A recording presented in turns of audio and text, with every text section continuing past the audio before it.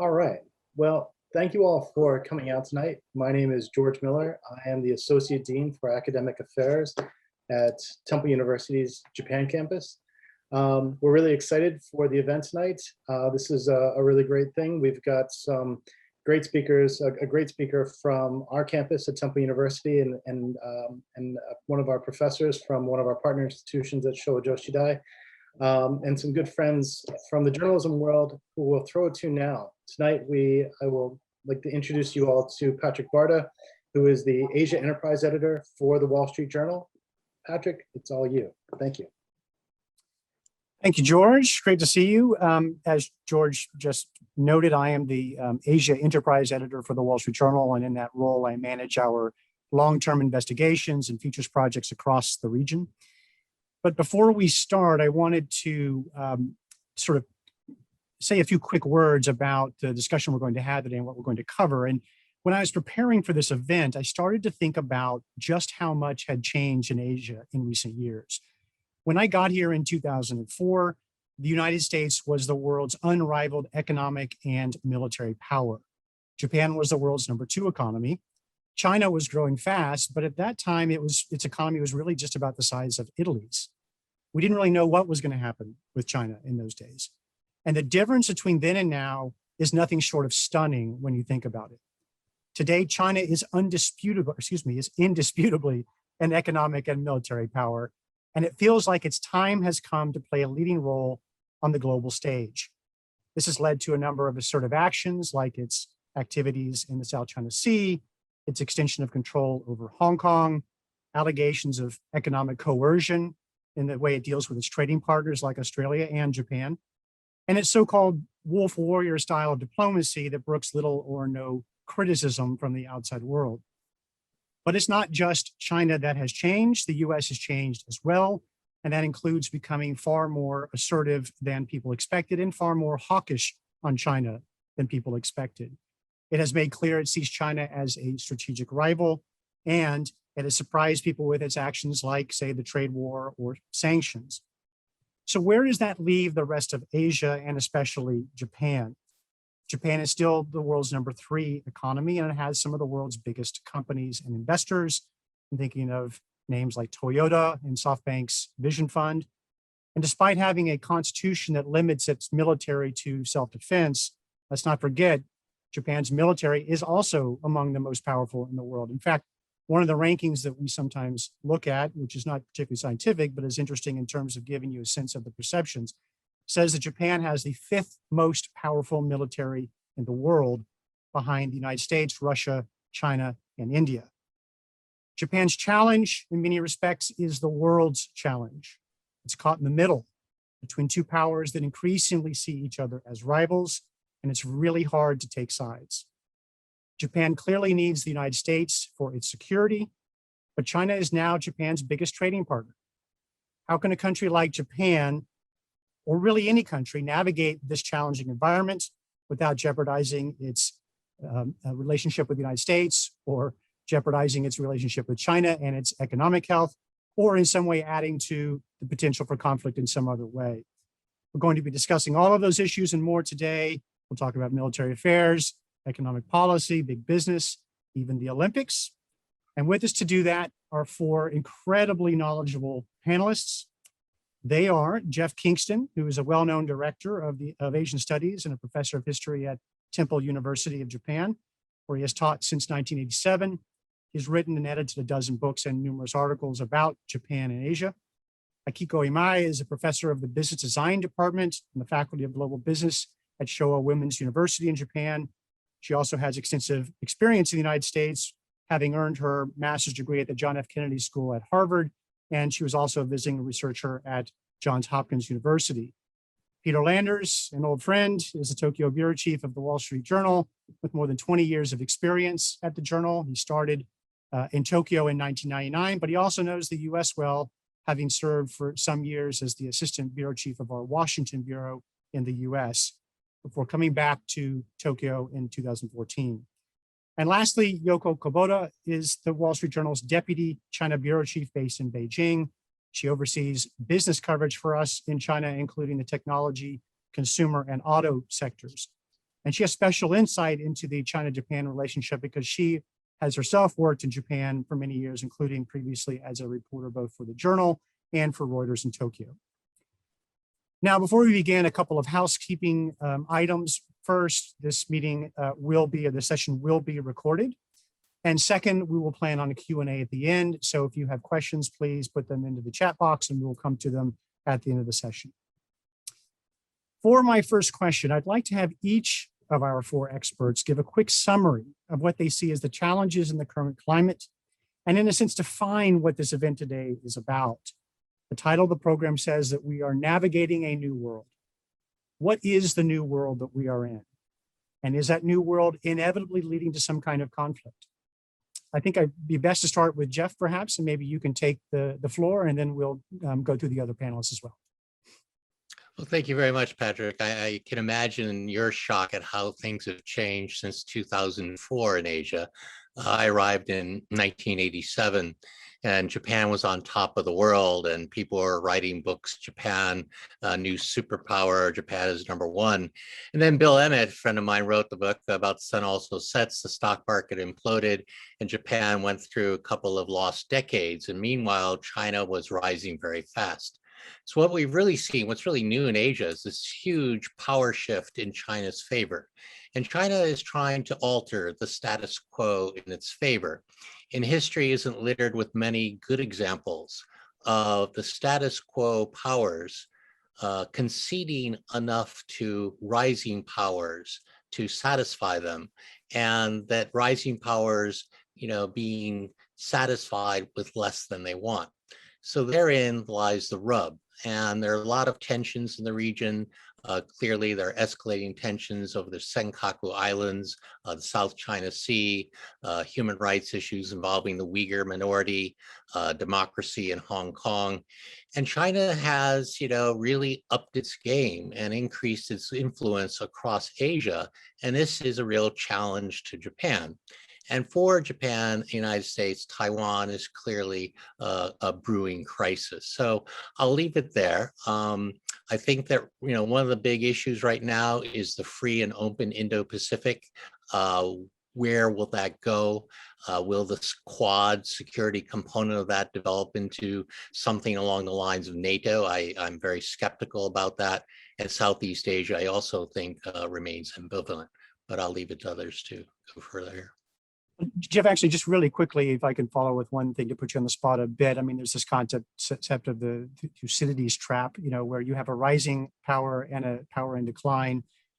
We don't know if it's fair to describe the US as a power in decline or China really as the only rising power. But given that framework, do you see the potential for conflict? Do you think conflict is inevitable between those two powers? Of course, if that were to happen, Japan would be dragged into it, potentially. Perhaps unwisely, I'm relatively optimistic that conflict is not so likely. Good. Okay.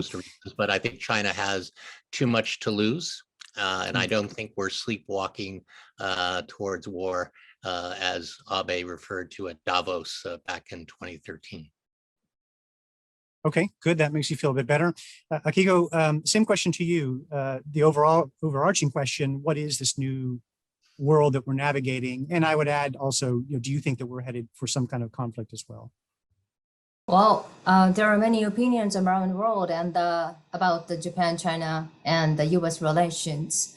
But for Japan, the actual conflict or collision between U.S. and China is just a nightmare. So that the last thing we're gonna accept. So probably Japan has to navigate ourselves to thrive in such a very difficult era. And that is really a good stake for all the Asian nations.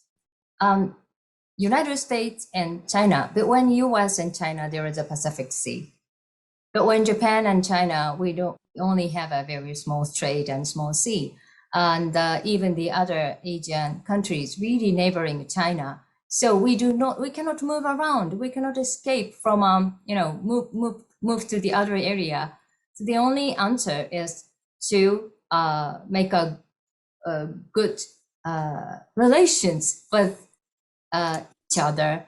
And in that sense, Japan can the only thing Japan can do is to orchestrate these kind of several frictions and tensions.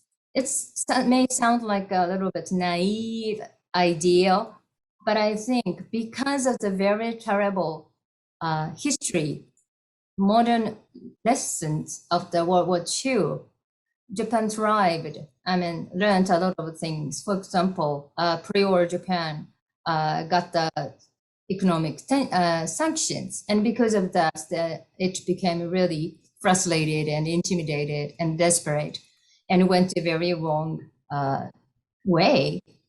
So it's really important for the international community how to include, how to invite our order, the liberal and open order towards China. Thank you. Okay.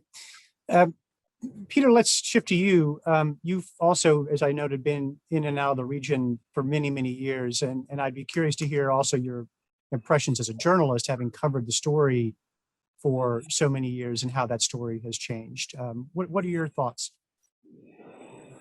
Yes, the story really has changed. And just in the last year or so, I've begun to think that every reporter, we have just a small group of reporters in our Tokyo bureau, but I increasingly see every reporter in Tokyo as being a China reporter as well. At one time, Yoko, who you'll hear from in a moment, was based in Japan and covering Japanese car companies. And maybe there was a time, as you said, Patrick, in 2004, when you could look at Japanese car makers and Japanese companies generally and just look at their domestic business and their business exporting to countries like the US and ignore China as part of the business strategy. But today, our car reporter is a China reporter. Of course, our diplomacy and national security reporter is also a reporter while covering Japan.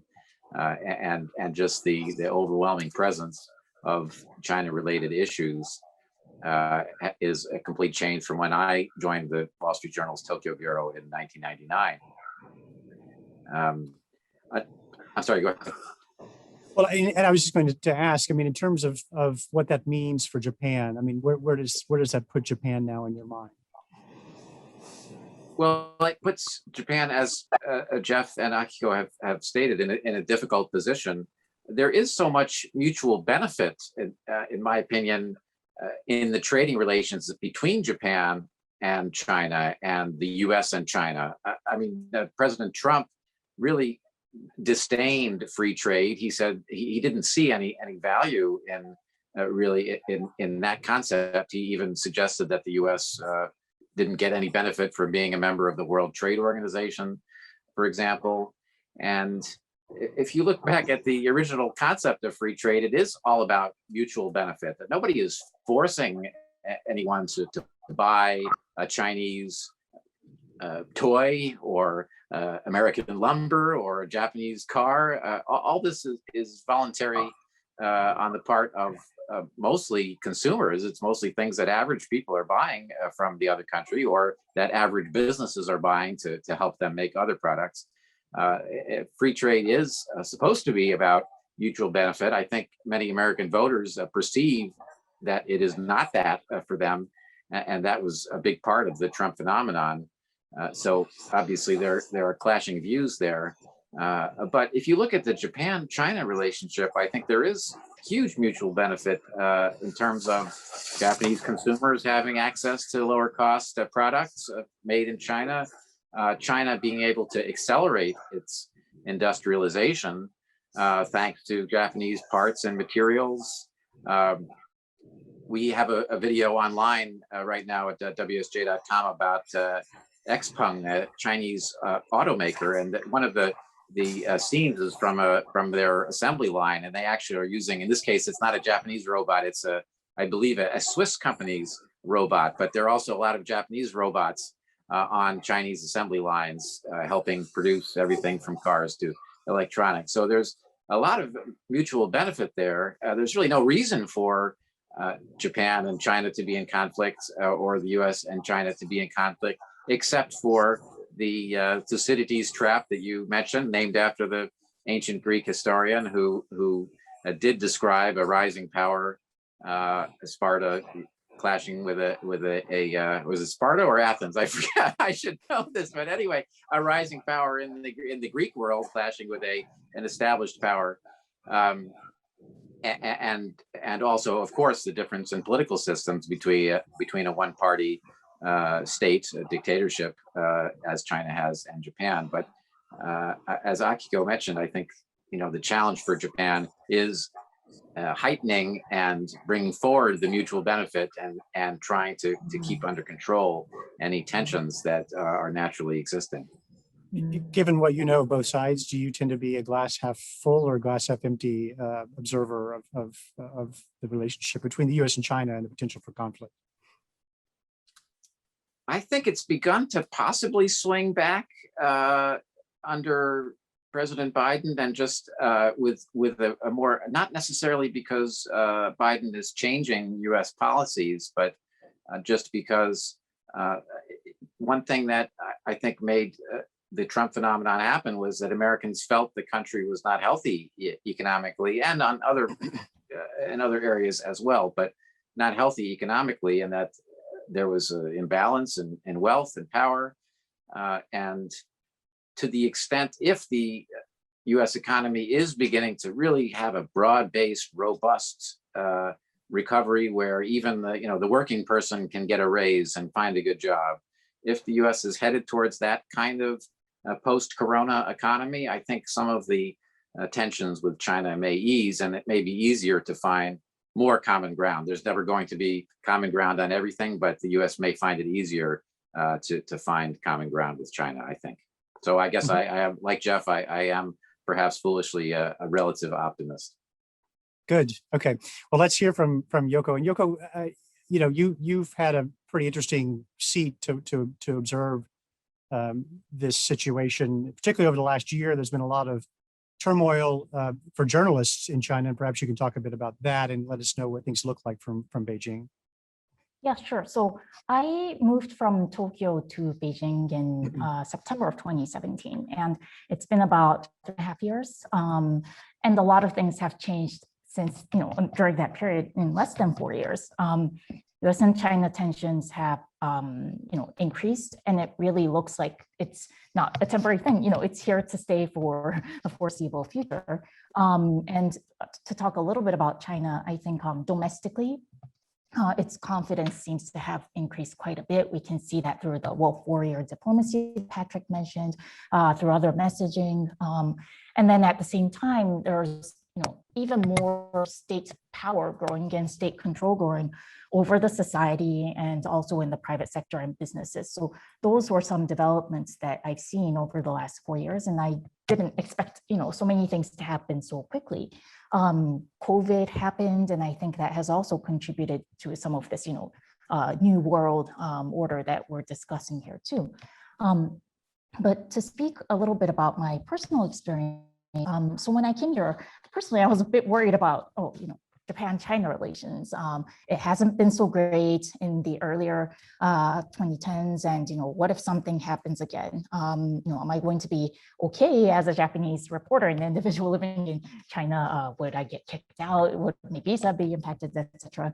Would I be able to do my job? These were some things that were crossing my mind when I came here.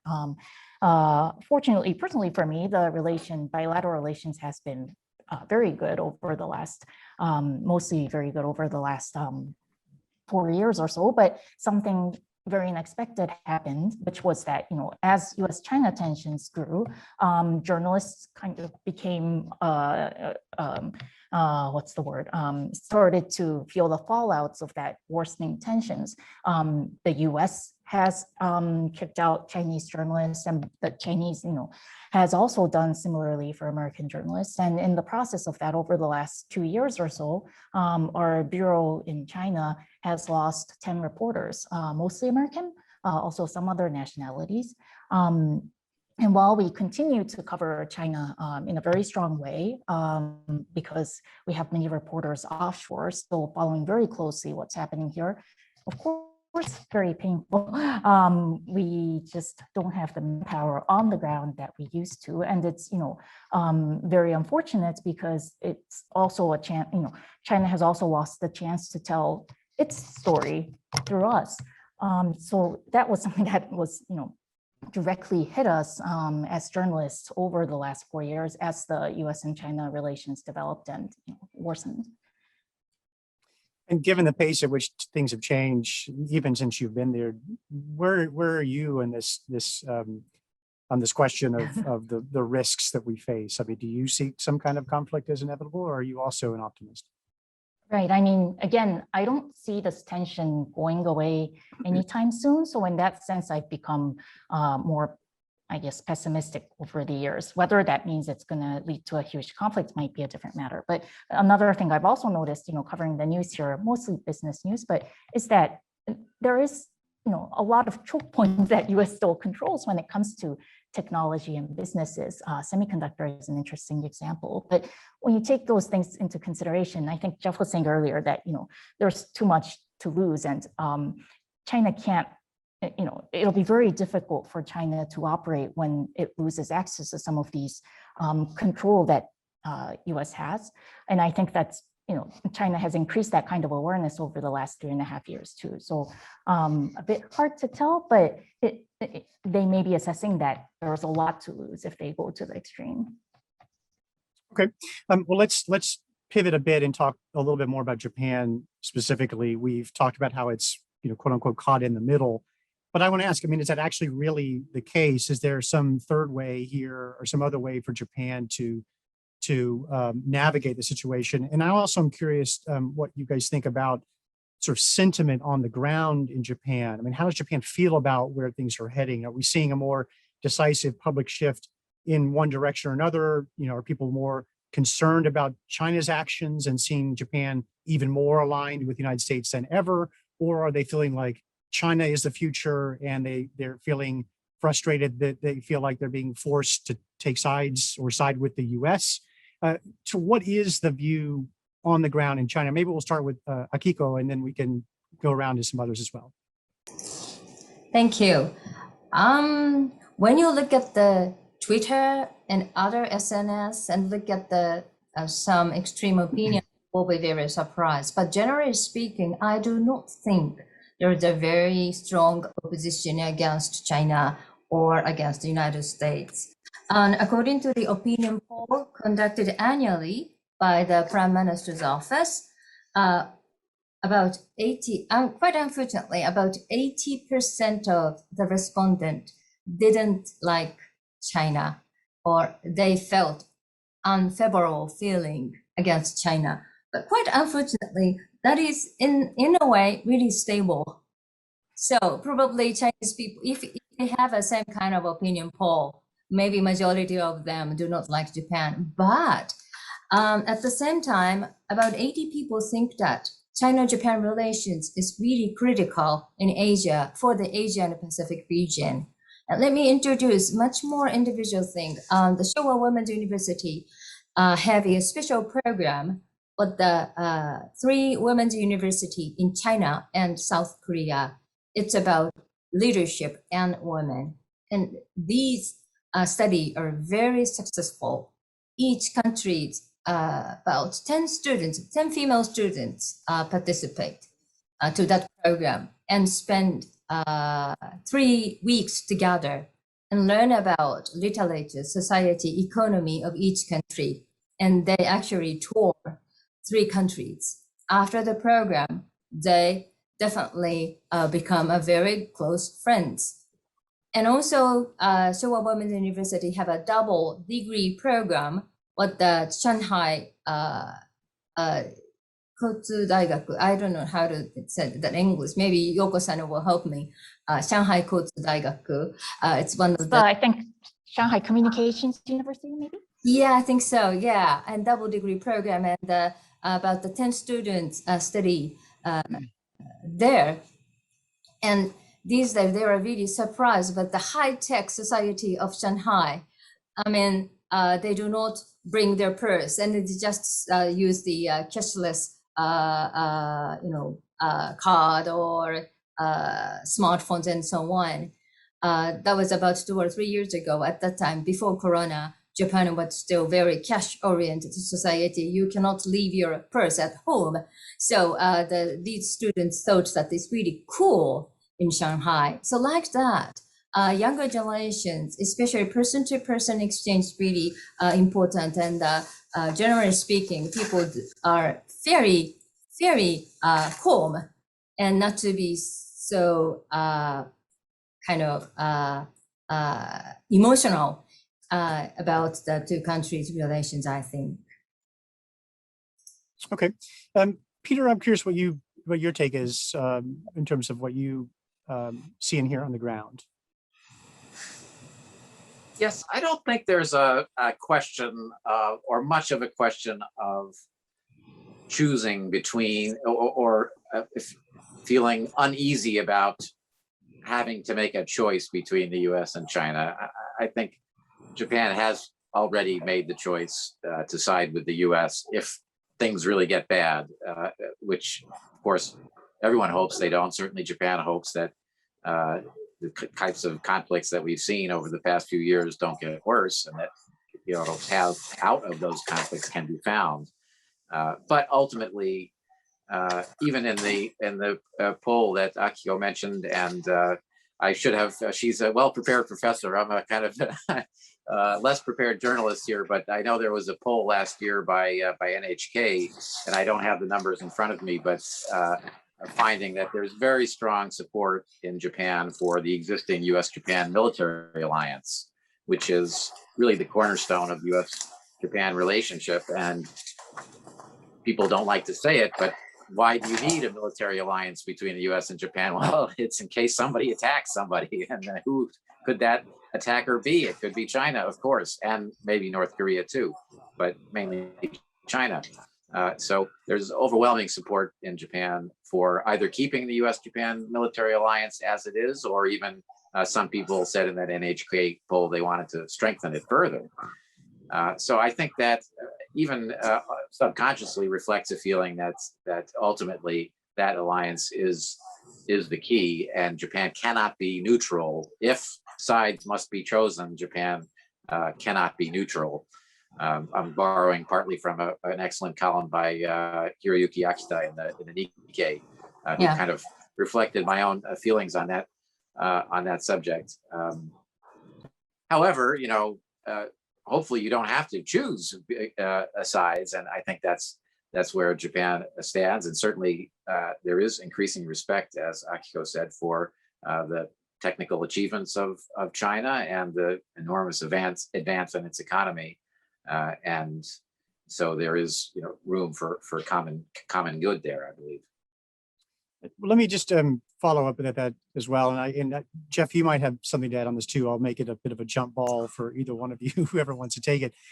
It strikes me that this relationship you describe between Japan and the United States on the security front is, of course, very strong, but also is predicated on a climate in which there is no active conflict underway. And as you know, there's been a lot of discussion, particularly in Washington recently, about Taiwan, growing fear that China aims to reclaim or take some kind of action against Taiwan in the next several years.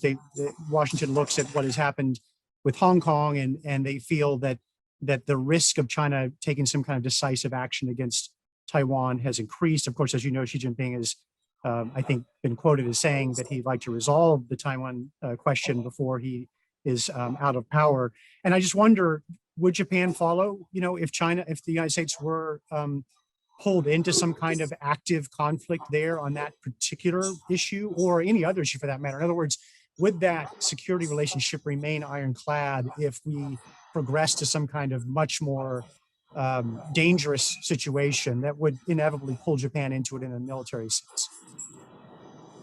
Well, if you look at Abe's collective self-defense legislation 2015, and he did sign a new U.S.-Japan defense guidelines that does commit Japan to support the United States militarily in battles that affect Japan's strategic interests. And clearly Taiwan meets that criteria. So yes, I think there would be no alliance left if Japan just stood on the sidelines. But I am relatively optimistic that China sees that time is on its side. They see the trend is favorable to them. So I don't think that they're in a rush. I think there's a lot of grandstanding, a lot of posturing, saber rattling. There could be a risk of a miscalculation, but I think that the chances of that happening are relatively low. But back to the attitudes. I remember in 2010, I went to Sichuan University, gave a talk shortly after the captain and a trawler crew were arrested near the Senkaku. And so I'm supposed to talk about the Japanese government's position and why all that happened. At the end of my talk, one student stands up. Thank you very much, Dr. Kingston. But what you must understand, we Chinese all hate the Japanese. And I got a few more comments like that. And so I said, okay, well, how many of you been to Japan? Nobody. How many of you would like to go study in Japan if you got a scholarship to do so? Like 95% of the hands went up. So I think it was a negotiable hate. And what's interesting, over the past decade, there's been a significant decrease in anti-Japanese sentiments among the Chinese people. So they're down to like only 53% have a highly negative view of Japan, whereas, the NPO Genron does polls every year, and they found that 90% of Japanese, more or less steadily since 2013, have negative views of China. So one side has remained, sort of very negative. I think the China side has ebbed a bit. What's interesting about the Genron poll is they blame both the US and China equally for the deterioration of relations. Not many of them want to take sides. In fact, they favor promoting dialogue, cooperation, diplomatic solutions. So I think that the appetite for confrontation is relatively low. And NPO Genron also surveyed various experts on China, and 2/3 of them favor dialogue and diplomacy. So I think that even though under the US-Japan defense guidelines, Japan is obliged to support the United States and would do so if, things come to a head, I think here people favor diplomacy and want to rein in the United States. And I think there's sort of a collective sigh of relief by the departure of Trump. And just by not being Trump, Biden changes the whole situation rather dramatically, even though he's sort of been painted into a corner. And I teach a course on US foreign policy. And the first day I asked students, what would you ask Biden to do? And they almost all said, just don't be Trump. And 2 of the Japanese students said, and the key priority is repair relations with China. So anyway, I'll end there. But I think that there are positive changes going on, even though negative attitudes still remain strong in Japan. Okay. I want to come back a bit later to the US-Japan relationship and the Biden administration and the Suga administration. But just to be sure we get to a couple of things with the time we have, I want to jump now a little bit to the economic and business relationship between Japan, China, and the US. Japan's exports to China topped 50 billion in the first 4 months of 2021, compared to 42 billion in exports to the United States. And Japan's imports from China are also much greater than they are to the US or from the US. How critical is it for Japan to keep China happy at all costs to preserve that economic relationship? And how can Japan navigate that going forward without sacrificing its close relationship with the United States? Can Japan afford to upset China? Is that going to gut the Japanese economy? And what should Japanese companies do about that situation? Let's go first to Akiko, and then we'll hear from Yoko on that.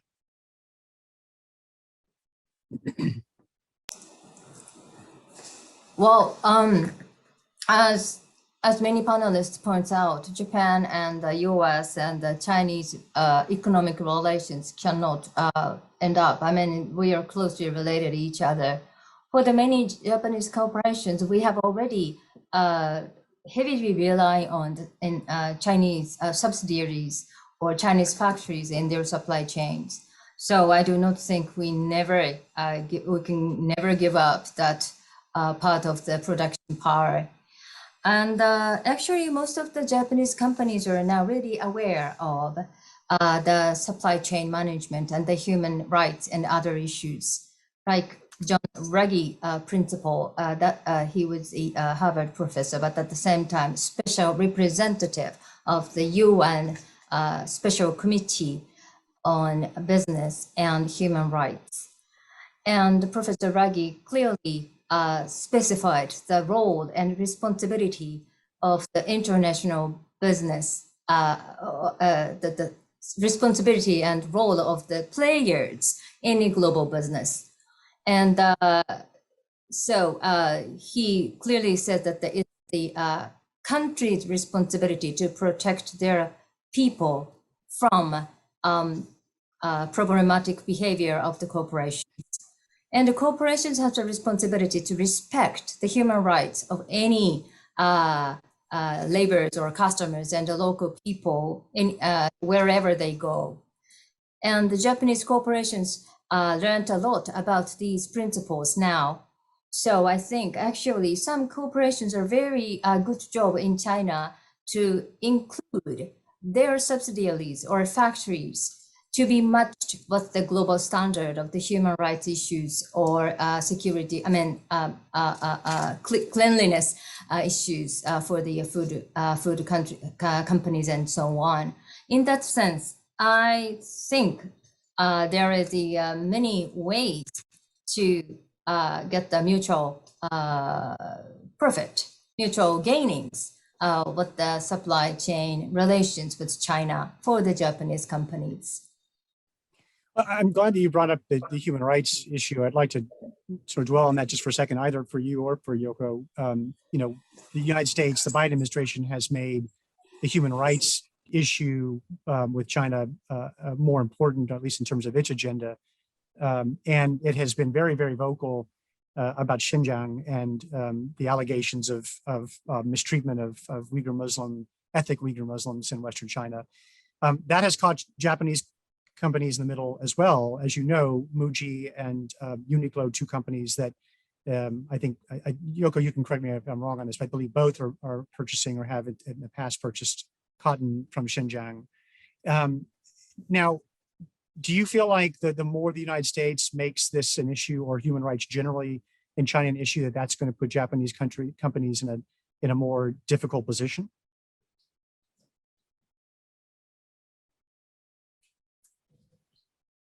Either one of you can take it. Yeah, maybe I'll go with the Xinjiang point. Yes, I think it puts them in a more difficult, position. Maybe a little bit about Xinjiang first. I mean, it's become a big issue for businesses.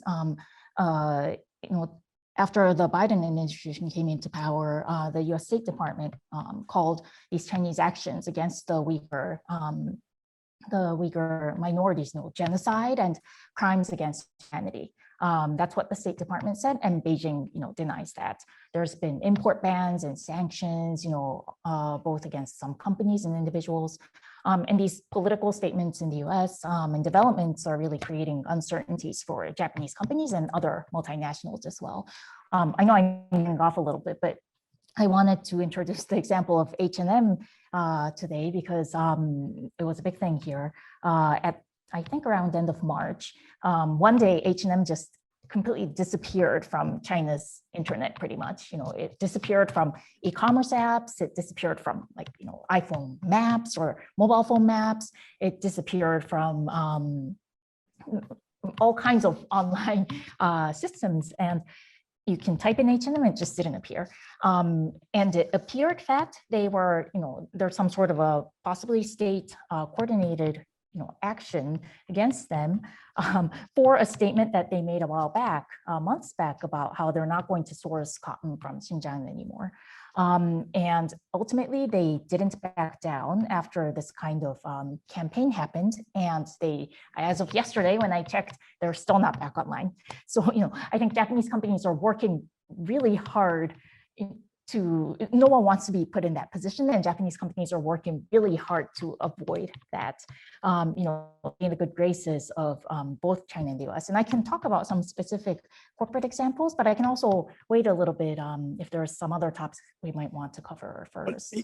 I would like to hear about those, but I also wanted to add a sort of another layer here to the question.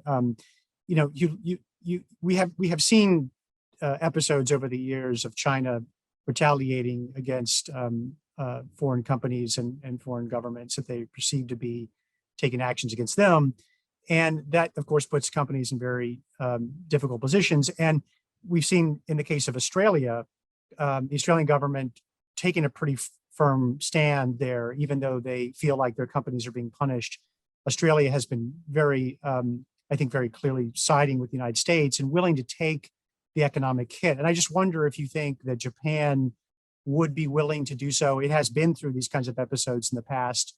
If there was another big flare-up of tensions between China and Japan in the coming year, and as you know, Korea has also been through this with some of its companies. If there was a sense that China was going to cut off business or put, say, Japanese automakers at a great disadvantage in the market, or cut off sales or purchases, of Japanese semiconductors, that would be hard to do. But do anything to really deeply punish or disadvantage Japanese companies. Would Japanese companies then basically do what Australia has done and sort of dig in and say, no, we're going to take a hard line against China? Or do you think that there would be a different reaction from Japan? I guess I'll take this one as well. Peter has already mentioned this, so sorry for the repeat, but ultimately, for most companies, if you have presence in the US or China, I think the answer would be that, if they have to choose and if they have to make a stance, they would have to, and they would choose the side of the US. It's just given, they're a part of Japan, and it's just given the nature of this government relations and the security relations. And I think that Japanese companies would make that kind of a choice. And again, they still have consumers and audience in Japan and the West as well. And while they'll do best not to have to choose, and do their best not to get in that scenario, if they are, they will, my guess is that most of them would have to still, make that choice and stand up against certain things that Chinese side might do. But there may be different choices made by different companies. Again, some companies have similar weight in terms of US and Chinese markets, but other ones have heavier weight on China. They may not care so much about the US or domestic markets. And in that case, their decision might be different. Maybe Peter might know more about this one, but interesting case recently, Muji. There's been, again, the issue of Xinjiang cotton, and H&M was one case where they said that they're not sourcing, and they stuck with that. In the meantime, Muji was interesting because when you looked at marketing here, they actually clearly said that this shirt is made of Xinjiang cotton. That was a part of their, strong points of their marketing. And that's the choice that they made. That's the choice that they're sticking with, for them, where they have very small presence in North America market, the Chinese market is the one that it appears that they have chosen to prioritize. So again, it may depend on company, it may depend on the market footprint, but all in all, I think that the Japanese companies, there may be a point if they're squeezed so much that they would have to, stand up. I see a lot of nodding of heads. Oh, sorry, go ahead, please, Peter. Yeah. Yeah, I wonder, I throw out a thought, and then I'd love to hear Yoko being in Beijing right now to hear her thoughts on this. But, of course, as we've all said, Yoko just said, Japanese company wants to avoid the situation where they're forced to make a choice or under severe pressure from the Chinese government to make some humiliating concession, like, the NBA, the National Basketball Association, was forced to do a retracted tweet. I mean, you want to avoid that situation at all costs. But it seems to me that a key element here is the alliance of countries that are affected by China and the solidarity of US, Japan, Australia, South Korea, Western Europe, all these countries that have faced difficulties in the Chinese market. And the G7 conferences summit meeting is happening later this week, starting Friday in Cornwall, England, where Japan and Western Europe and US and Canada will be present and probably talk about China. But my sense is the more every country is on the side of saying we're concerned about human rights and we can't use products made by forced labor in Xinjiang. We don't agree with your policies in Hong Kong. That makes it harder for China to pick out individual countries for targeting if they know that everybody's on the same side against that kind of targeting. But I don't know, it also depends on the Chinese psychology. Perhaps that's where I'd love to hear Yoko's opinion, whether the Chinese see something like a G7 statement expressing concern and feel inside that, oh, wow, boy, we want to, we don't like to be targeted by that kind of thing. Maybe we should change our behavior, or maybe their backs get up. They get even more angry and more, what's the word? Wishing to run counter to what they perceive as a Western hegemony. What's the Chinese psychology there? Yoko, do we still have you? We may have We lost didn't lose you. Yoko. Well, could I just We'll come back jump to in? it. Please, Jeff, please Yeah, go. and I'm sure please. Jeff may have some. I sort of disagree with your views that Japan would stand up to China over this. Japan's track record is not particularly strong on human rights and a values-oriented diplomacy. It talks a good game, but it has not demonstrated a willingness to sacrifice anything in support of human rights and democracy. As long as it happens, it would be fine. But is it really going to sacrifice its economic interest? Will the Japanese government put its head above the parapet? The other thing to bear in mind is, companies, whether it's Japanese companies or US companies, I mean, they, emphasize profits over politics. And, in Japan, look what happened in Myanmar. Japanese companies have enormous leverage. The Japanese government has enormous leverage. And there are no signs that this has been used at all to any effect on the junta. So maybe, but remember, the Japanese ambassador to Myanmar was the leading apologist for the military's ethnocide against the Rohingya. So let's just say I'd like to be surprised. I want to hear, Akiko, your thoughts on this too, but just before we come to you, there's actually a question from the audience that is right on point here, and I'm jumping ahead a bit, but I think it's topical. So one of the audience members asked, what is the likelihood or advisability of the Quad's disinvestment in China? And by Quad, of course, he's referring to, if I get it right, the Quadrilateral Strategic Dialogue, which is an informal strategic dialogue involving the United States, India, let's see if I get this right, Japan and India. And Australia. Thank you. And so the implication there would be that countries that are either treaty allies or informal allies could jointly agree to disinvest in China because of the way that the relationships are developing. And if it sounds far-fetched, just think for a moment that there's already talk of people pulling out of the Beijing Olympics, Winter Olympics next year, I believe. And that is, in a sense, an investment. You're talking about sponsorship money, et cetera. So curious what you think about that. Well, I had a conversation about the experienced watcher of international relations this morning to prepare the symposium. And we talked about the Quad and the role of that alliance, quasi-alliance.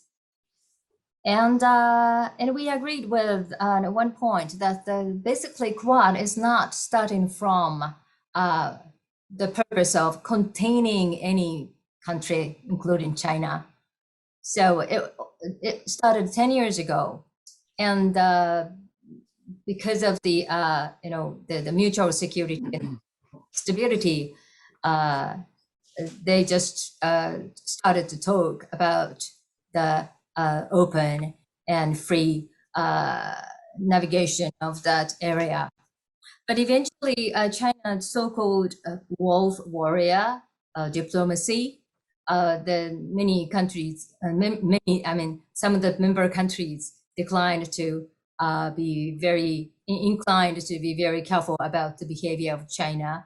So many people these days really point out the purpose should be a kind of counterpower to China, but probably many business people do not want to that kind of G2 conflict or a US and US versus China tensions.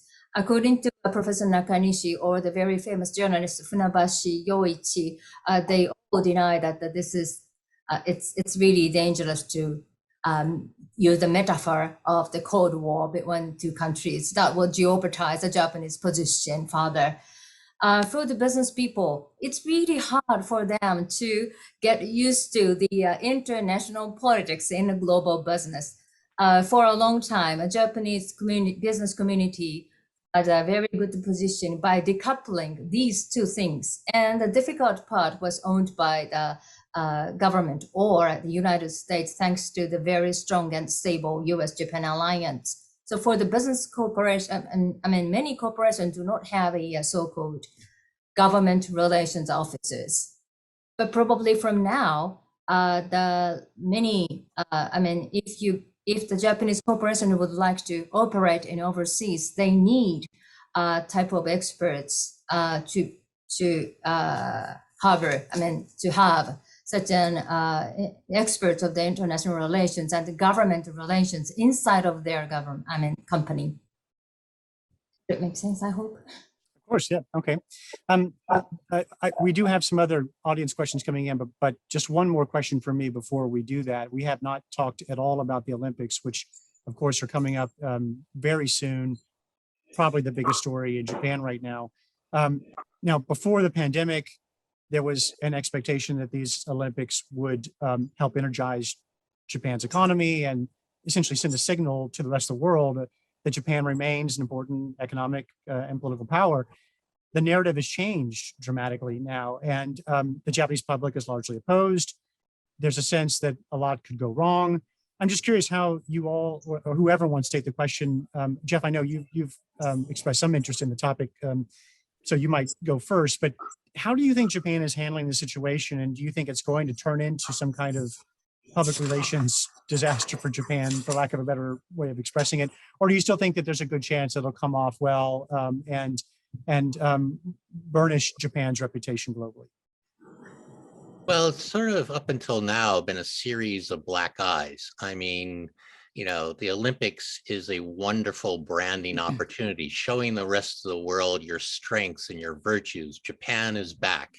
But it started out with, you know, the stadium design, the cost overruns, went on to the logo plagiarism, the bribery causing resignation of the president of JOC, and then going on to Mori's remarks earlier this year that embarrassed the nation when he mentioned that women talk too long in meetings, and so that's why he didn't want to have more women on the advisory committees.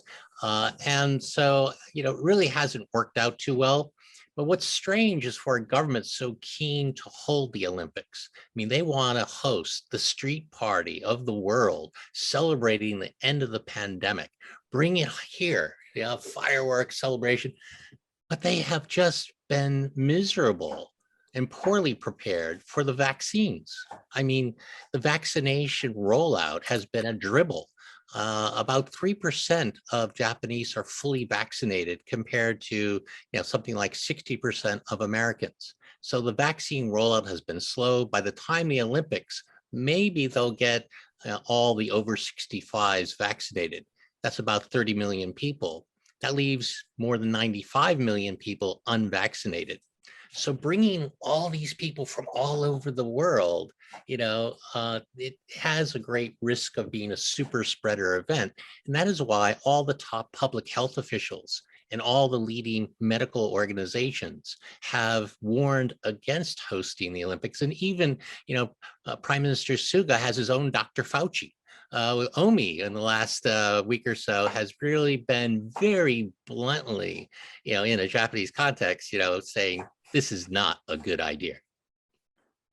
It's going to happen? But who knows? It's going to happen? I think it's going to happen. I think the juggernaut is chugging along.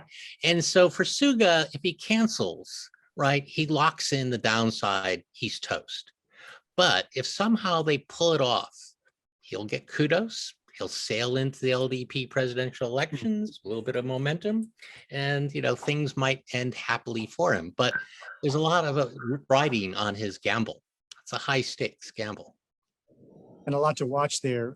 I do have some audience questions, but just quickly, Peter and Akiko, anything you want to add on the Olympics, or should I jump to the audience questions?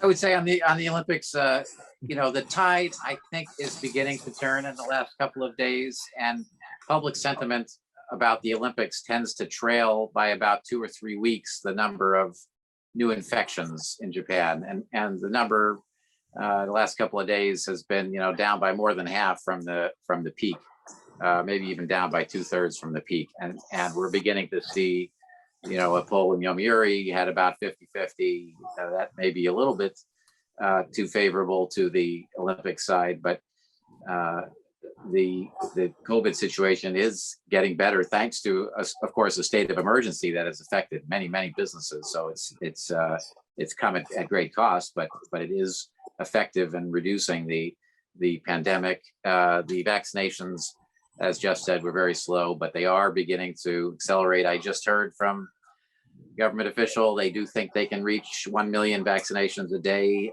by mid to late June. And so it won't be complete by the Olympics, and that's unfortunate. And I think you could call that, a policy failure not to get, a much bigger chunk done by the Olympics. However, the pace is picking up. And I think with that, public opinion will never be strongly in favor, but may move towards a more neutral position that would allow the games to go forward with a little bit less rancor. Okay, I am going to jump. Oh, sorry. Go ahead. Did you have something? Yeah, can I add? It's really difficult to predict, but most of the Japanese people now think that the Olympic Games will be held. No one will be able to stop it. And fortunately or unfortunately, Japan had been so successful at the time of the SARS and MERS, and even at the beginning of the corona turmoil. First of all, of course, there was a very sad incident at the port of Yokohama at the ship, but in the land of Japan, not so many people compared with other countries were infected. So that was one reason that we are left behind to secure the vaccines, I would say. But as far as athletes and other related people who are very negative, who are vaccinated or are negative about the infection, probably it's okay to have a games in Tokyo area, in Japan. But the problem is the tourism and other related businesses. And I think most of the Japanese people have already given up that opportunity, that business opportunity. So, so then now what will happen? All over the world, people will watch the game through the TV under the situation that they cannot go around freely. So maybe there are a very high possibility that the people will really feel really happy outside of Japan. And I don't know, but if the very lucky news from a very happy news will be introduced in Japan through the foreign media and the Japanese media, there was a chance for the LDP that might change the atmosphere among the Japanese people in a positive way. I don't know, but that's one possibility, I would say, happy hope possibilities. Good. My daughter is learning about her first ever Olympics. She's not familiar with them. She's very young, and so she will be greatly disappointed if they don't have them. Yeah, that's kind of things, right? Yeah. I think a lot of people around the world will be watching. Right. Yeah. Well, so I see Yoko, I believe, is back with us. I do want to to pivot to some of the audience questions. There's one that really jumped out because it's more of a statement than a question, but it does seem to cut to the heart of everything. And then the audience member followed up with two more specific points. So our questions, I'll read it to you. The big question is how we all deal with China at the end of the day. And if any of you, I will read the two parts that follow momentarily, but just to let you know, if you have any quick, easy solution or thought about that, please add that to your answers. But to bring in the two additional points the audience member raises, one is whether we will see China end up being like Japan after the Plaza Accord in the 1980s, of course, referring to some kind of multilateral approach that in Japan's case preceded a period of economic decline or economic distress for some years. I believe, Peter, you've written a bit about this and the degree to which China has looked at the 1980s experience of Japan and drawn its own conclusions from that. And then a second question, how will Japan and Asia deal with the One Belt, One Road initiative? So there's a lot to take there. Anyone who wants to raise their hand and give the quick 1 to 2 sentence answer, but how to deal with China at the end of the day, and also anything on those 2 points about the Belt and Road Initiative and the Plaza Accords. Peter, you want to start perhaps, since I know you've thought about the Plaza Accords in the Chinese context? Yeah, on the 1 to 2 sentence, I mean, I think, and even Japan is talking about, I recognize Jeff's point a moment ago that Japan often has not really expressed or put into practice democratic values, especially when corporations are just trying to make a buck and make money in these locations, and its actions on human rights type of issues have often not matched its words. But nonetheless, I mean, how do you deal with China? I think we, and I say we, including the democratic world, do have to have confidence in our values. And I mean, I'm not here to advocate any particular position on a particular issue, but you can't be at the table with a very confident China without having some confidence in your own system. And lacking that, it is difficult to really counter the claim by Xi Jinping that his country and his Communist Party has found a better way. Moving to the Plaza Accord, I'm trying to remember what I wrote about this 3 years ago. I think I worked with you on that story, but I don't remember very well either. Yes, I mean, it has so many facets, but I would turn it in a slightly different direction, which is, I do see so many parallels between Japan and China, just in terms of developments and the role of governments.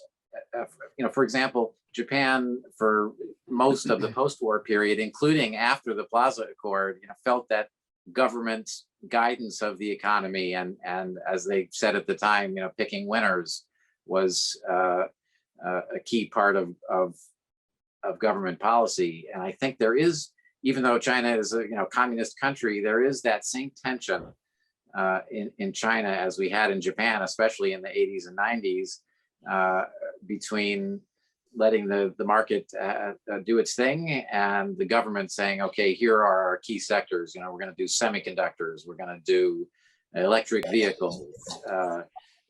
These are where all the investment's going to go, and everybody who's not doing that is not part of the team.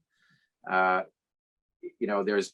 was always a tendency in Japan, especially in the post-war period, to pursue that kind of policy, which maybe even accelerated after the Plaza Accord put Japanese exporters under pressure. And there's that same tension in Japan. And I do recall speaking for that story to a Chinese economist who was worried about that issue and said, for example, China tried to promote the car industry and it really wasn't that successful. They forced car makers from Japan and from the US to have joint ventures with the idea that they would transfer their technology to Chinese car makers. And it really didn't, the Chinese car makers got lazy. They thought the government would just sort of do everything for them.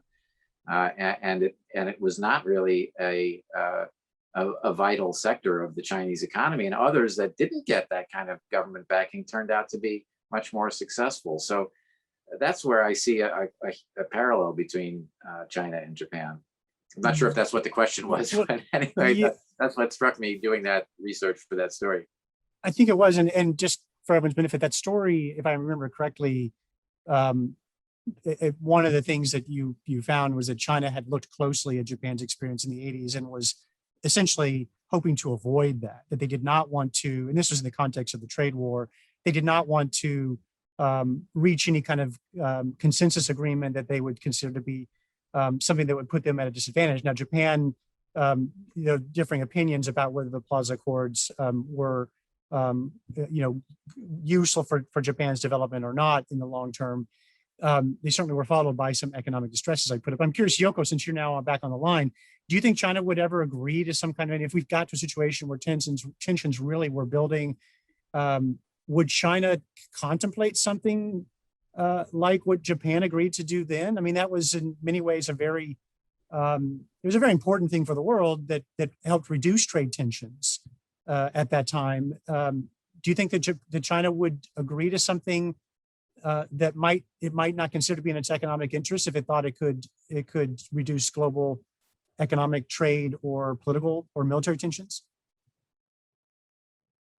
Perhaps, especially if somehow that could give them benefit in the longer run. It might not have immediate, it might be painful in the immediate term, but perhaps that would somehow help them advance, win support from other corners of the world. Maybe they would be open to something like that.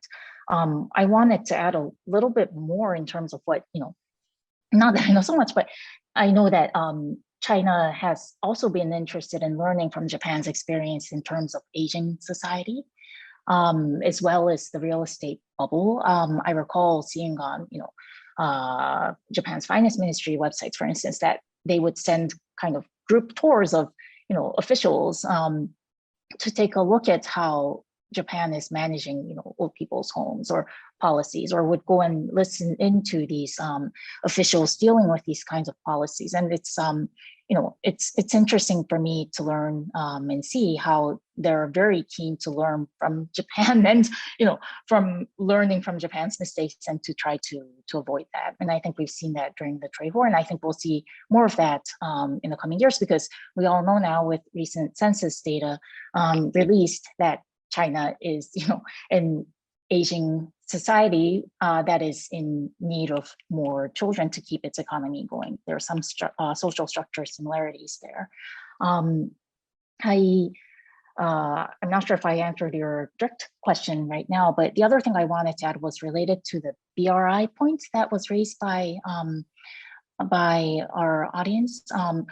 BRI is Belt and Road Initiative, and also in general, cooperating in third countries like BRI countries or elsewhere is one area that I think Japanese businesses have been actually keen to do, so long as they're not violating, any government policies on the Japan side, because it's again a way for them to stay in the good graces of China.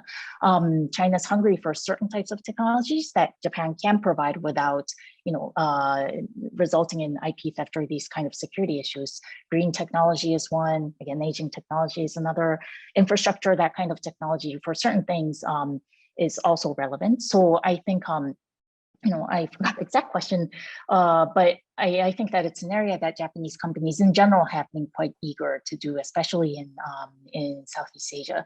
Although I also want to add that, again, because of the developing sentiments and relationship between Japan and China these days, more so than the last few years, they might have become a bit more cautious. But still, we see Japanese companies like Hitachi, other infrastructure companies partnering with state-owned enterprises in China around this area to cooperate in the third countries.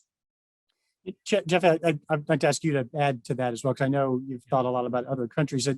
When it comes to the Belt and Road Initiative, there's actually I think a lot of potential there for conflict, because these are countries where Japan has been asserting its economic and diplomatic interests as well. We talk about developing railway, for example, in countries like Indonesia. I'm curious if you think that well, what do you think Japan should do with regards to One Belt, One Road? Well, I think Japan, is countering China to the extent that it can. It is, the government is sponsoring these hybrid public-private sector initiatives, whether it's in Myanmar, Indonesia, and India. And what they're trying to do is appeal to countries that want Japan as a counter to China. I think that China has created an arc of anxiety around Asia. Many Asian countries may not want to rattle the sabers towards China, but they do seek American and Japanese participation and engagement. And so I think there are many opportunities for Japan. And I think that there's probably a greater trust in Japanese companies than in Chinese companies. And if you look at the experience of Africa, a lot of the infrastructure that Chinese construction companies built there is already crumbling. And a lot of these countries are ensnared in debt. So there's a lot of talk about the debt traps that China has set through Asia, using debt as a way of, controlling countries politically. One good example would be Sri Lanka, and they managed to get long-term leases in Colombo Port and Hambantota. But this has become, politically contested within the country. And I think Japan, in some cases, it's losing out. But for example, China bid incredibly low on this high-speed rail project between Jakarta and Bandung. And I was a Fulbright scholar in Indonesia in the mid-'80s for a couple of years. And anybody who's traveled that road realizes this is not promising territory for a high-speed rail. China's abandoned it. And Japan is picking up the pieces. So I think Japan is doing what it can to counter China. And I think that has reasonable opportunities to succeed, and there's a great risk of China overextending. Akiko, you want to add on any of those questions?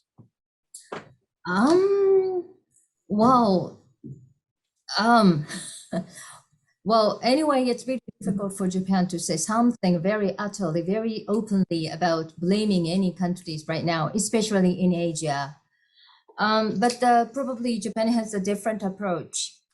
Like as I mentioned, if the world, international community goes to the direction to blame or to contain or whatever to China, Japan has to be a kind of backup, has to provide a backup channel to talk with as one of the neighbor of that country. In that sense, I repeat the same thing. Both the community, business community, and the civil society cannot give up the good relations with them.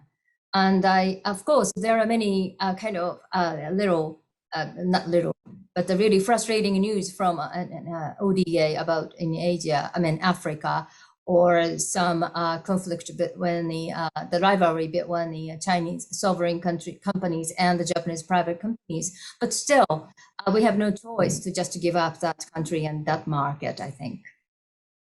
Okay.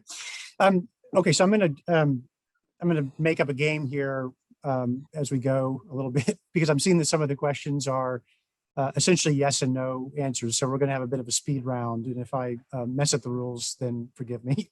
I've got, I think, at least three and potentially more coming where they really are, you can just give a yes or no answer, maybe a line or two of why you say yes or no. And I'm gonna try to go through each of you. I'll go Jeff, Akiko, Peter, and Yoko, if that makes sense.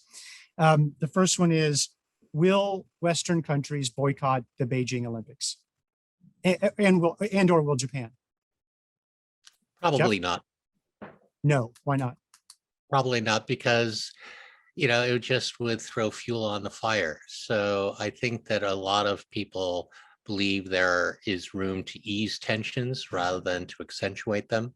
And Japan in particular doesn't really believe in the effectiveness of sanctions and boycotts. It would reluctantly go along if the US led the way, but I'm cautiously optimistic that won't happen. Akiko? Same question to me? Yes. I agree with Jeff. No. Actually, many people really like to watch the Olympic Games. It's really a real visualization of the international community, sports community. It's basically the peace festival. So it's really kind of a tricky choice to make use of that event to the in a context of the international politics. And I don't think Japan and the Japanese people would buy that position. And so that's the other countries, I hope. Okay. Peter. I'm also a no. I don't think there will be a boycott by the U.S. or Japan or other the major countries. The Japanese word "taigi meibun" comes to mind. This means like a justification, like a good reason why. I mean, yeah, yes, there are reasons. I think a number of those reasons existed 7 years ago when Beijing, or 6 years ago when Beijing was awarded the games. So I think it's just the boycott camp is falling a little bit short in the reason why, a good reason why, a category that is different from what we knew 6 years ago. Yoko? Yeah, I also don't think that there would be boycotts. Perhaps, one scenario is that there might be kind of limited boycotts in the sense that they might not send certain types of officials, etc. But I don't think it would be an entire boycott. One thing these certain countries may consider doing is to train, their athletes to learn more about China, making occasion of these events, learn about the Chinese policies, learn about all these topics that we've talked about so that they can understand and establish their own thinking in case that they have opportunities to, to talk about their views. Okay, I'm going to take the moderator's prerogative and also vote only because you all we have 4 votes saying no boycott. I actually think that there is some chance, I think it's still slim, but some, and it will be building over the coming year because the Biden administration has been making human rights in China such an important issue. And they're going to come under a great deal of pressure, I think, to show some action or be accused of not being serious about it. But perhaps maybe there'll be some kind of half measures, Yoko, like what you're referring to. The second question in our speed round is one audience member wrote a bit about Japan's commitment to a free and open Pacific and asked whether you think whether Japan will ever take any steps of any kind to resist Chinese moves in the South China Sea or do anything to deter China from expanding further in the South China Sea. Jeff, let's start with you. Please. Well, the Quad is an effort to deter China. I think some people see the Quad institutionalizing along the lines of NATO. I'm very skeptical about that happening. There's very little buy-in in Southeast Asia. The United States and Japan have been patrolling the South China Sea, freedom of navigation exercises. So yeah, Japan has tried to do something regarding the South China Sea. And I think that they share the threat perception of the United States that these fortified artificial islands are basically like aircraft carriers. So China is aggressively expanding militarily in the region, and it has a very expansive view of its maritime claims, which most of its neighbors don't share. So there is the rub, but I don't see conflict erupting anytime soon there. Okay, Akiko?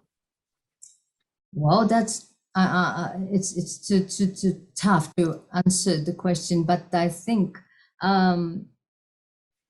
basically currently Japan has a very as you mentioned, the Senkaku and another dispute as well. So we have a lot of things that we have to do against the Chinese behavior.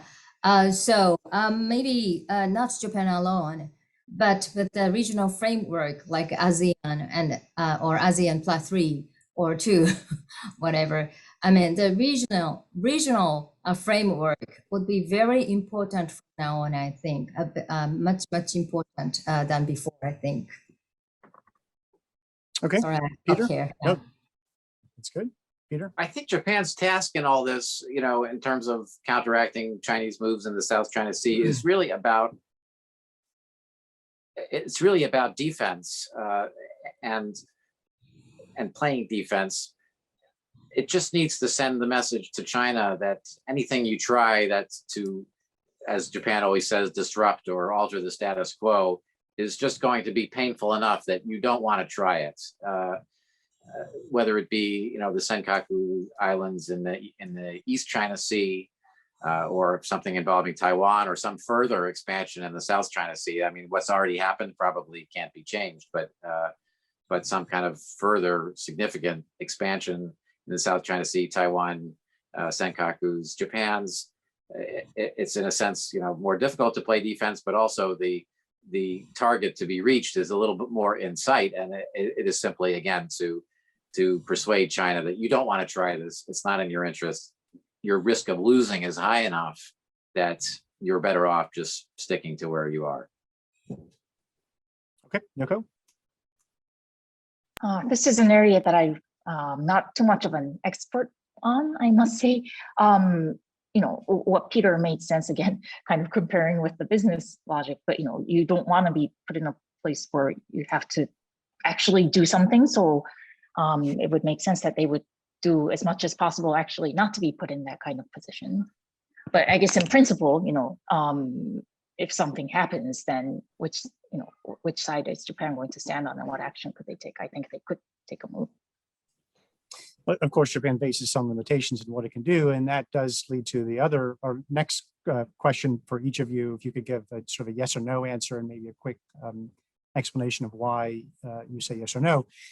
Do any of you predict that Article 9 of the Japanese Constitution, which of course renounces war, will be amended within the next decade? If so, do you forecast any new arguments that will be persuasive? But particularly, do you think there's any chance over the next decade that will be amended? Jeff, let's start with you. Probably not. I think there's a lot of opposition to revising Article 9 of the Constitution among the Japanese people. Policymakers and the government haven't done a very good job of explaining why it's necessary. And in reality, the collective self-defense legislation Abe passed in 2015 enables the government to do anything it wants anyway without revising Article 9. They've sort of did an end around. So that's the opposition to it. There's not much support for it. And once you get down into the dirty details, there's a lot of differences among advocates of revision. And so I think that it would stall at the table of bargaining between advocates as well. So no, I don't think it's highly likely. Akiko? No, I don't think so. And the Abe administration was rather very proactive about the revision of the Constitution. According to a very close watcher of the Japanese politics, the political journalists, for Suga, it's not a very big prioritized issue. So, and rather than that, it's really tricky if they stick to the revision of the Article 9, because there are so many people who support the current pacifism constitution. Abe was so successful to make a law for the referendum about the constitution, but he was really good in communication. I mean, not to focus too much on Article 9. Rather than that, it was 75 years old constitution, so it's really some part of the articles are out of date and not much what the current modern society. So that was why the LDP and the opposition party agreed with the enactment of the revision of the bill. But that's one of the methods to how to revise the constitution, and that's a totally different talk about whether we really amend the constitution, especially the Article 9. It's really far way to go. I mean, I don't want to go there, of course. I mean, it's really low possibility of the amendment of the Article 9, I think. Okay, Peter? I totally agree with what Akiko and Jeff said. It's ironic that Prime Minister Abe came into office, obviously, with revision of the Constitution as one of his top priorities, and seeing that as a legacy sort of left behind by his grandfather, who was also prime minister, and others in his family and in the LDP history who couldn't accomplish that revision. And yet, by his very own action, he made, as Jeff rightly said, made the revision really unnecessary, because it's hard to point to any specific activity that the self-defense forces could newly participate in as a result of constitutional revision that they couldn't participate in today. If you just added a line, which was his sort of minimum suggestion, added a line to Article 9 saying, by the way, anything that's for self-defense is okay. For whatever else is in Article 9, by the way, just FYI, self-defense is okay. That's basically the type of constitutional revision we're talking about. And okay, you do that, then what? What concrete benefits does Japan get from that change? It's very hard to specify, because any concrete benefit it could have gotten was already obtained through the 2015 National Security Law. So that's why I agree with the others that I don't think a revision is likely in the next 10 years. Okay, and Yoko, just before I come to you, I'm going to note that we are at our time. I'm going to take us about 5 minutes late, since we started 5 minutes late. So we'll go to Yoko, your answer here, and then I'm going to have 1 to 2 other quick questions, and we'll wrap up at about 5 minutes after the time. Yoko, did you got anything to add there? Yes or no? Not. I think I agree with everyone else, and not too much more to add. Abe was Abe was in power for a very long time. It was quite rare. We need, if any sort of revision could even be discussed in a very serious way, we probably need that kind of stable power. And I'm not sure if something like that would be happening over the next decade as well. But I think everyone else explained the thinking very well. Okay, great. We have panelists who all generally agree with each other, which is really nice to have. Depending on how long it takes to get an answer here, this may be the last question. And if so, I apologize to all the audience members for not getting to any of the remaining questions. You guys have sent a lot of terrific questions, and it's been really fun to read through them. One thing that we have not really talked much about here is the relationship between the Suga administration and the Biden administration. I always thought that the Trump-Abe relationship was one of the most interesting and strange and amusing political romances that I can think of. I'm kind of mixing my question here with the audience member's question. That the audience member asks, how do you feel about the decision to assign Rahm Emanuel as a new ambassador to Japan, and how that will impact relations? But I'd like to broaden it just a little bit more to see if any of you can, but particularly perhaps Peter or Jeff, I think you guys have looked at these issues a bit. If you can perhaps say just a bit more about the nature of the way the U.S., the Tokyo-Washington relationship specifically, is evolving under these new administrations. Peter, let's start with you, if that's okay. Right, I think it's more and I'm not the first to say this, but it's, whereas with Donald Trump, it had to be a personal relationship and Prime Minister Abe, to his credit, I would say, realized that you can't talk to the number 2 or number 3. That's just not the way the Trump administration worked. So he very quickly went to establish that one-on-one rapport with Trump. I'm not sure, and Trump seemed to enjoy his company too. And so that's how Abe did it. Under the Biden administration, maybe it's a more traditional type of U.S.-Japan relationship where it's more broad-based, and people for example, like Kurt Campbell in the National Security Council in the White House is very influential in setting policy on Asia, including all the issues involving China that we've discussed today. Perhaps, by the way, the Rahm Emanuel appointment, if it's true, has not been announced yet. And so it was reported by one of our competitors. We haven't done so yet. So I think there may be still a little bit more uncertainty there. But anyway, ambassadors, Secretary of State Blinken, Secretary of Defense Austin, all of these people make it more of a government-wide response, and that's more comfortable for Japan, because that's the way the Japanese government traditionally works. It's not a single powerful prime. I mean, Abe was maybe a little bit of an exception in that sense, but even under Abe, I mean, he has advisors. He talks to the foreign ministry, the defense ministry, and works with all his advisors in coming forth with a sort of collective policy. So it's more of a government to government relationship again, and that's probably comfortable for both sides. Anybody else? I see Akiko, you're nodding, and Jeff, you may have something. Yeah, I totally agree with Peter. I mean, Suga-san is really traditional Japanese politician, not to be very outspoken in international conference and so on. So it's pretty much different from or a Aso-san and so on. But at the same time, the Foreign Ministry of Japan came back to the office, and they are now strongly, probably very happy to support in their conventional way, and they are also happy. I mean, but the State Department came back to their negotiation channel. So I think maybe we do not see a very talkative Prime Minister Suga at the G7 summit meeting next week, but probably back in the scene, there might be a lot of negotiations will be happening. The same as goes to the Myanmar situation.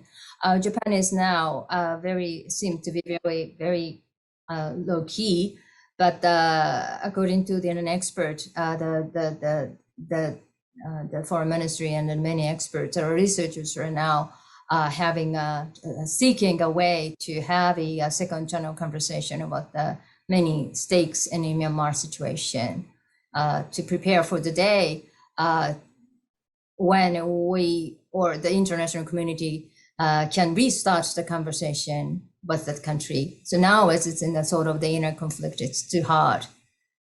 That's all. Thank you. Jeffrey, Yoko, anything else to add? I think Rob Emanuel is a poor choice for ambassador. He's going to, if he is nominated, I think the confirmation hearings will be a bit rough. He's got a lot of baggage. He's made a lot of enemies. Diplomacy so far doesn't seem to have been his strong suit.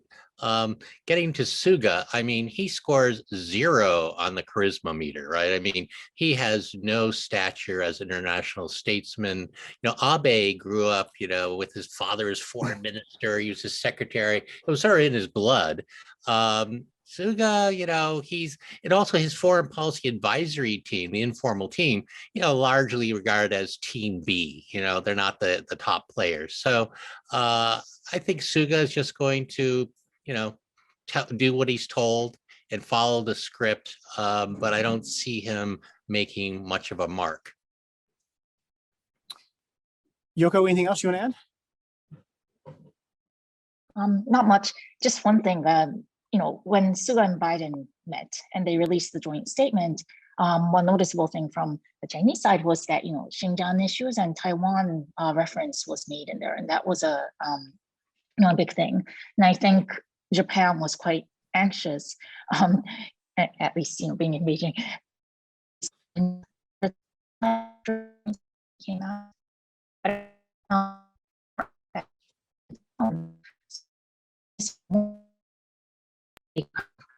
So watching how this goes was this one goal and ready to fight on this situation that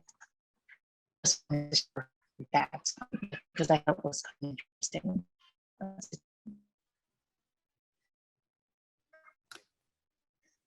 Okay, Yoko, we lost, at least I think I lost you a little bit there at the end, but in any event, it's a great note to end on. Jeff, I'll be sure that Rahm Emanuel, you know, gets your message. And this was witness joking, protection. of course, right? When he shows up and he does get the job, then you'll have to go talk to him. This was a ton of fun. Again, apologies to audience members if I didn't get your questions. I'm seeing several more now that look excellent. But unless someone else from Temple or the Wall Street Journal jumps on and tells me that we have another hour, I'm afraid that we have to end it here. And I want to thank deeply all of you, all our panelists for being with us. It was incredibly informative. The answers were really interesting, and I look forward to hopefully doing this again sometime in the future. Thanks again for everyone.